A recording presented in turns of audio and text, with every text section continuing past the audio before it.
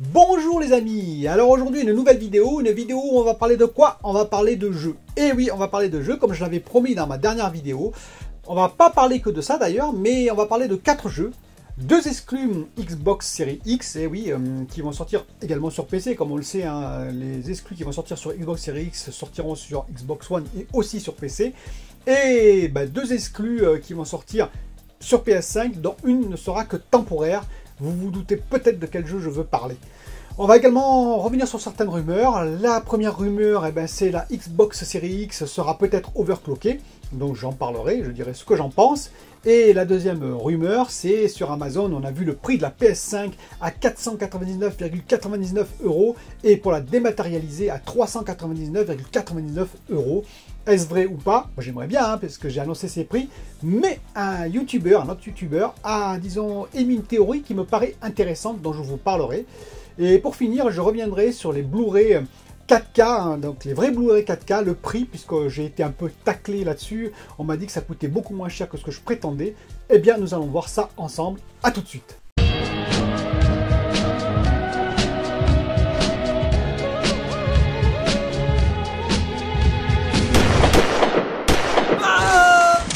Alors pour commencer, nous allons parler des jeux. Et oui, je vais commencer tout de suite par... Alors les 4 jeux que je vais vous présenter, c'est 4 jeux qui me hype, qui m'intéressent vraiment, hein, bien entendu. 2 sur donc la Xbox Series X et 2 sur la PS5. Le premier jeu, c'est Halo Infinite. Le Master Chief revient. Et donc ça m'intéresse fortement. Alors j'ai lu plein de choses. Alors... il va être présenté, vous savez, à l'Inside Xbox qui va arriver en juillet. Je suis très intéressé par cette conférence. Je pense qu'il y aura plein d'annonces intéressantes, qu'il y aura plein de jeux dévoilés. Et je pense que ce sera une conférence très intéressante à suivre, avec d'autres jeux en particulier.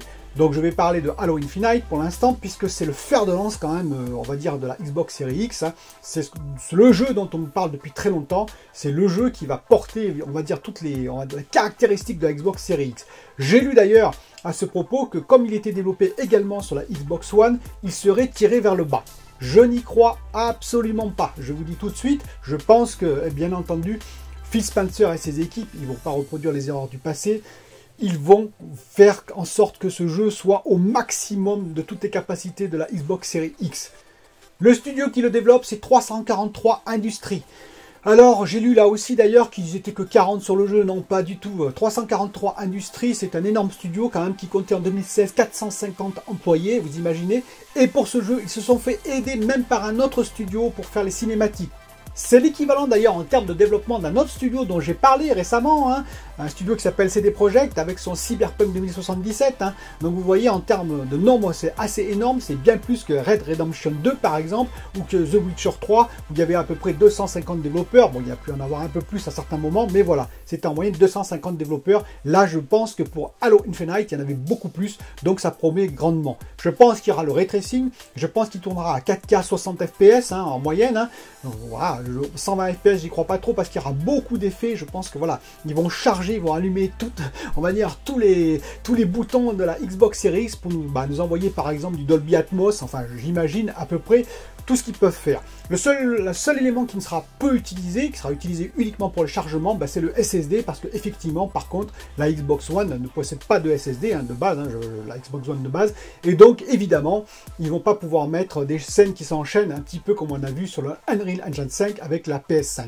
Mais sinon, tout le reste, croyez-moi, ce sera full utilisé, j'en suis à peu près sûr, et d'ailleurs nous devrions voir, j'espère, du gameplay sur Halo Infinite à la conférence de Inside Xbox, hein, comme j'ai dit, et il devrait sortir d'après moi en même temps que la Xbox Series X, de façon voilà, à ce qu'il soit porté, que la console soit portée par un jeu, on va dire, AAA.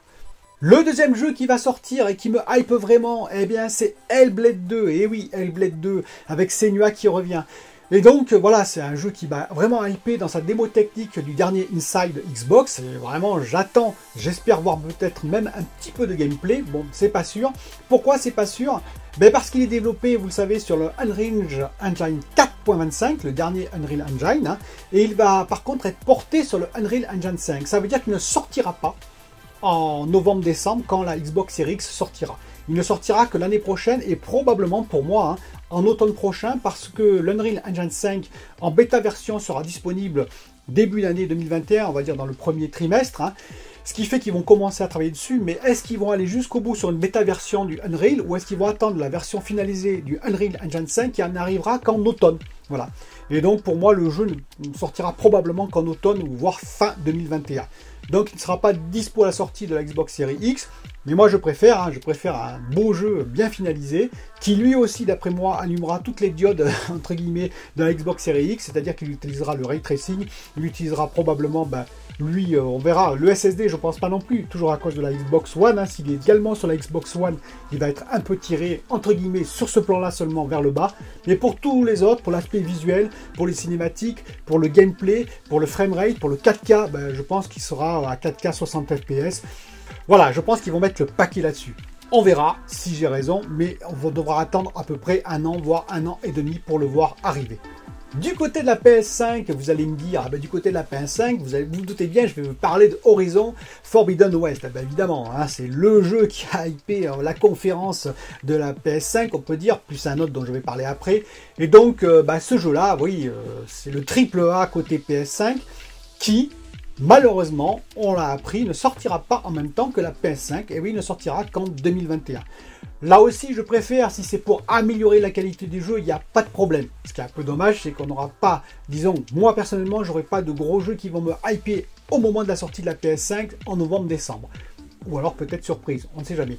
Mais en tout cas, voilà, ce jeu-là, je l'attendais, mais il ne sortira qu'un an après, parce que voilà, ils sont encore en cours, avec le moteur Decima, ils sont encore en cours, on va dire, de création, et donc ils ont encore du travail.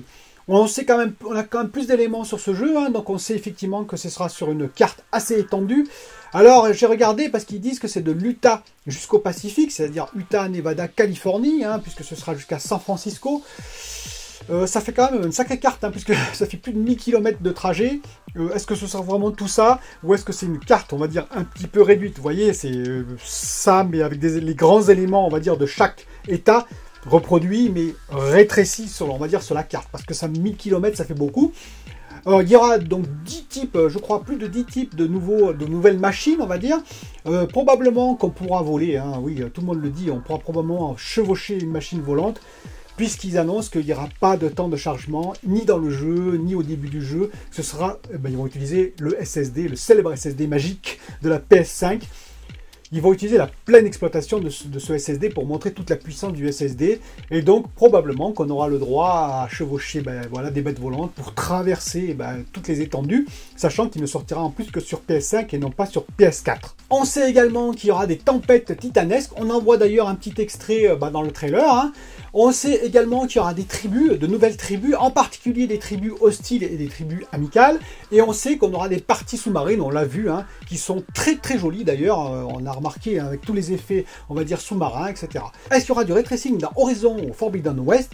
Moi, personnellement, je ne pense pas. Je pense qu'ils vont tout intégrer avec le moteur Decima, un nouveau moteur Decima, hein, mais qu'il n'y aura pas de ray tracing. Je peux me tromper.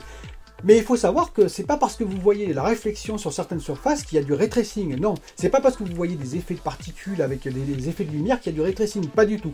En effet, il y a des tas de moteurs qui vont gérer ça, on va dire, par leur propre algorithme. Soft, certes, mais par leur propre algorithme. C'est-à-dire que, par exemple, l'Unreal Engine 5 en est un bel exemple. On a vu les effets de réflexion, hein, et de réfraction aussi même.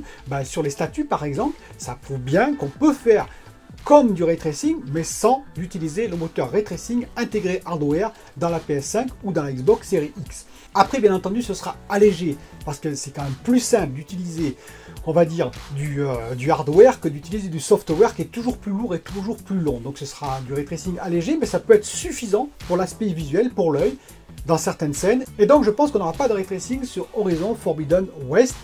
Je peux me tromper, bien entendu. Tout comme actuellement il a annoncé 4K 30 FPS, mais le jeu ne sort que dans un an, il sera peut-être 60 FPS, on ne sait pas. Il sera peut-être que 30 FPS, on verra, on en discutera au moment où il sortira. Le jeu dont je voulais parler, le dernier jeu, c'est un jeu très très intéressant et à plusieurs titres, vous allez comprendre pourquoi. C'est Kena Bridge of Spirits, hein, du studio Amber Labs, qui était assez peu connu avant, qui a été créé par les frères Greer. Je crois que ça se prononce comme ça, Greer. C'est un jeu d'aventure-action, hein. Vous allez donc jouer Kena, hein. Kena, qui est une jeune fille, qui est dans une forêt et qui va collecter des esprits, c'est votre but, vous allez collecter des esprits pour vous aider à défendre la forêt contre les forces du mal, hein, en quelque sorte. Donc vous allez pour cela utiliser des esprits, mais aussi des pouvoirs magiques qui vont se développer au fur et à mesure de, on va dire, de votre aventure. Il y a donc des actions réflexion et des actions combat-action. Apparemment, hein, après on verra un peu plus en détail le jeu une fois qu'on l'aura en main. Donc c'est un jeu qui est très très beau, qui est un jeu qui est magnifique, c'est un jeu qui a hypé beaucoup de monde, et pourtant c'est un jeu qui n'est fait que par un tout petit studio, hein, puisque si vous regardez, il ne compte entre guillemets que de 1 à 50 employés, on ne sait pas trop combien il y a d'employés, mais il n'y en a sûrement pas 250 hein, dans ce studio pour l'instant en tout cas. Il est basé à Orange, hein, en Californie, c'est juste à côté de Los Angeles, ça touche Los Angeles en fait, hein, c'est pas Orange en France, hein. Et donc ce studio, eh ben, il a fait un petit jeu AA qui va hyper tout le monde, c'est-à-dire ça me fait exactement penser à Asobo, comme je ne cesse de le répéter, avec leur Plague Tale Innocence, hein, qui était un peu inconnu et qui, voilà, qui a hypé tout le monde, qui a fait que ce studio est sorti de l'ombre, tout comme The Witcher 3 à l'époque, mais The Witcher 3, ils avaient quand même plus de développeurs. C'est des projets, à cette époque, ils avaient commencé à avoir, on va dire, de la main-d'œuvre pour vraiment faire un gros jeu avec The Witcher 3. Donc Kena, on sait que ça va sortir sur PS4, on sait que ça va sortir sur Xbox One, sur PC. Et où je voulais en venir? Alors bien sûr, sur les nouvelles next-gen, il sortira sur Xbox Series X. C'est donc une exclue temporaire, je précise, sur la PS5. C'est-à-dire que pendant un certain temps, il ne sera que sur la PS5. Et ensuite, il partira sur PS5 et PC, je précise. Et ensuite, il partira sur la Xbox Series X et Xbox One. C'est un jeu qui a été développé avec le Unreal Engine 4.25, hein, le nouveau Unreal Engine. Et par exemple, les effets de particules que vous voyez, c'est pas du tout du ray tracing. Ben non, bien entendu, c'est juste qu'ils ont utilisé le moteur Niagara VFX qui est à l'intérieur de l'Unreal Engine 4.25 et non pas 5, j'allais dire 5. Vous voyez, dans ce moteur, il y a énormément de choses aussi, hein, déjà dans le 4.25. Ils n'ont pas tout inventé avec le 5. Ce que je veux dire par là, c'est que c'est un tout petit studio, Amber Labs. Donc ils vont prendre la base commune, c'est-à-dire la PS4, l'Xbox One. Ils ne vont pas développer des choses spécifiques pour chaque machine. Ils n'en ont pas les moyens pour l'instant. Ce qui veut dire que ce que vous voyez, vous l'aurez en Full HD, certes pas en 4K, mais vous l'aurez également sur la PS4 et sur la Xbox One. Ce qui est assez prometteur. Et ça, c'est grâce au moteur Unreal Engine 4.25 qui est partout. PS4, Xbox One, PS5, Xbox Series X, PC. Donc ils ont une base commune, ça leur permet de développer plus rapidement. Et donc ça veut dire qu'ils n'utiliseront pas le ray tracing, ça veut dire que probablement, hein, c'est ce que j'avance moi en tout cas, ils n'utiliseront pas le ray tracing de chaque machine, ils n'utiliseront pas les spécificités, comme par exemple le Tempest de la PS5, ils n'utiliseront peut-être pas le Dolby Atmos d'ailleurs qui est sur la Xbox Series X, bref, ils vont faire une base commune et pourtant, ça reste à confirmer en jouant à ce jeu. Ce jeu a l'air très très beau, ce jeu a l'air très intéressant, ce qui prouve qu'on n'est pas obligé de faire du AAA, qu'on n'est pas obligé d'aller vers des très très gros jeux, avec beaucoup de FPS, beaucoup de, on va dire, de ray tracing et tout ce qu'on veut. Il suffit en premier d'avoir de l'imagination, d'avoir une vraie ligne directrice, je dirais originale, graphique intéressante, qu'il y ait un background, qu'il y ait une histoire, j'espère qu'elle sera là, et ça peut faire un très très beau jeu, qui va plaire à tout le monde, sans pour autant sortir l'artillerie lourde. Voilà. C'est ça où je voulais en venir, c'est-à-dire que je vous ai présenté 3 AAA, qui sont très très intéressants, et j'espère beaucoup y jouer, hein, mais vous pouvez avoir un AA, voire un petit jeu, qui soit aussi plaisant à jouer, qui fasse même le buzz, on va dire. D'ailleurs, je pense que Amber Labs, si les promesses sont tenues, vous savez, vous vous rappelez de CD Projekt, en 2010, c'était personne. 2015, ils ont sorti The Witcher 3. 2020, ils sont numéro 1 européen. Amber Labs, je pense qu'on en entendra parler. Et ça se trouve, Phil Spencer et Microsoft, ils vont s'intéresser à eux de très très près. Vous savez, puisqu'ils rachètent beaucoup de studios. Voilà, donc ces 4 jeux-là m'intéressent beaucoup. Je ne sais pas ce que vous en pensez. N'hésitez pas dans les commentaires à me dire, vous, si vous avez vos préférences ou pas, et si ces jeux-là vous intéressent aussi. Nous allons passer maintenant aux détails techniques. Et oui, détails techniques, rapidement. Hein. C'est-à-dire la Xbox Series X va-t-elle être overclockée? Alors là, je n'y crois pas du tout. Et je vous explique pourquoi. J'ai passé 20 ans en testabilité de circuits, donc je connais un petit peu. Donc les circuits sont pas 4G. Sont testés avec des handlers, hein, des sortes de robots qui vont les placer sur des têtes de test des testeurs. Et donc on les teste entre 0 et 70 degrés, puisque c'est du grand public. Hein. Je vous rappelle que le militaire c'est de moins 55 à 125 degrés, c'est quand même pas pareil. Et donc de 0 à 70 degrés, qu'est-ce qu'ils vont faire? Il y a des tas de tests un peu spécifiques avec des noms bizarres, du scan, du BIST et j'en passe. Mais il y a des tests fonctionnels aussi, c'est-à-dire grosso modo, les GPU, CPU, hein, par exemple, de la Xbox Series X, on va le faire tourner comme s'il faisait tourner un jeu. en essayant de le charger un petit peu, vous voyez, un maximum, en mettant d'ailleurs son power supply, son voltage au maximum de ce qui est autorisé, et je dirais en poussant un peu la fréquence au-delà des 1,825 GHz, une fréquence à laquelle il va normalement tourner le GPU. Et donc on met 1,9 par exemple à 70 degrés. Et on regarde ce qui se passe. Si la puce est bonne, elle est qualifiée. Si elle n'est pas bonne, elle est éliminée, elle est fail, ce qu'on dit. Où je veux en venir avec tout ça? Je veux en venir que, imaginez que, voilà, d'un seul coup, Microsoft décide de patcher toutes les Xbox Series X et de mettre 10%, allez, même 15% de plus en fréquence, d'un coup comme ça. Je peux vous garantir qu'ils prennent un sacré risque parce que, bon, déjà, il peut y avoir dans le temps, dû à des migrations d'électrons, etc., il peut y avoir un peu de dégradation, on va dire, en termes de performance, en termes de fréquence. Hein. Donc, c'est pour ça qu'on prend un garde-bande, ce qu'on appelle en fréquence, qu'on teste un peu plus haut en fréquence que la fréquence de fonctionnement normale. Mais donc, ça veut dire quoi? Ça veut dire qu'il peut y avoir 10% des Xbox Series qui d'un coup ne marchent plus. Parce que voilà, on a passé de 1,825 GHz à 2 GHz pour gagner, on va dire, un teraflop ou 1,5 teraflop. Donc ça, c'est pas une très bonne opération, je pense. En plus, ça servira à quoi? Je veux dire, ils ont 12, donc on va dire 12,2 ou 12,5 teraflops, je ne sais plus trop. Et donc, ils ont déjà une belle avance. Ce qu'ils vont faire, moi je le sais, c'est dans 3 ans, ils vont sortir la Xbox Series XX, par exemple, à 20 teraflops. PS5 fera pareil d'ailleurs, hein. La PS5S par exemple, qui sortira aussi peut-être à 20 teraflops. Mais je pense qu'ils ne vont pas ils vont pas prendre ce risque. C'est un peu différent des cartes graphiques, vous savez, dans les PC, où c'est vous avez des logiciels pour faire de l'overclocking, vous pouvez tester, ça marche pas, vous revenez en arrière. En plus, il y a des zones de sécurité qui sont mises dans les logiciels pour que ce soit pas destructif. Donc vous pouvez tenter, si vous commencez à avoir des phénomènes de freeze, des phénomènes un petit peu perturbateurs, hop, vous revenez en arrière, et puis voilà, tout va bien. Bon, voilà, si on fait sur toutes les Xbox d'un coup du monde en patch, c'est beaucoup plus risqué, donc non, ils ne le feront pas, c'est mon avis à moi. Ensuite, on va revenir sur le prix de la PS5, et oui, sur Amazon à 499,99 € et 399,99 €. Moi j'étais très content de l'information, c'est ce que j'avais annoncé depuis très longtemps. Ceci dit, il faut se méfier de ce genre d'information, hein, elle n'est pas du tout validée, je vous l'ai dit, ils ne sortiront pas les prix avant septembre, octobre, novembre, enfin non, avant, septembre on va dire, puisqu'ils veulent attendre Xbox et ils se regardent en chaîne de faïence tous les deux avec Microsoft pour savoir qui c'est qui va annoncer le prix le premier, parce que Microsoft va baisser en dessous, ça se trouve, s'ils annoncent le prix trop tôt, voilà. En plus, ils ont pas mal de problèmes avec les prix, on sent bien tout du côté de Sony, bon voilà, ils commencent à nous annoncer, oui mais vous savez, le jeu ça coûte cher et tout ça, alors est-ce que j'ai tort? C'est possible.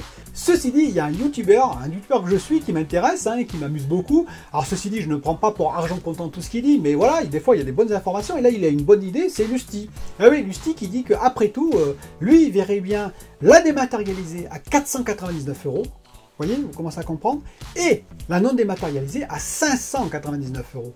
Ce serait toute la différence, c'est-à-dire qu'il inverse mon propos à moi, il dit qu'effectivement, la PS5, il y en aura une à 499 €, et tout le monde le dit maintenant, je pense qu'il y en a beaucoup de gens qui le sentent, mais que ce sera la dématérialisée. Et oui, parce que je le répète, et je le répète encore, le Blu-ray 4K, le vrai Blu-ray 4K UHD lecteur, ça coûte cher.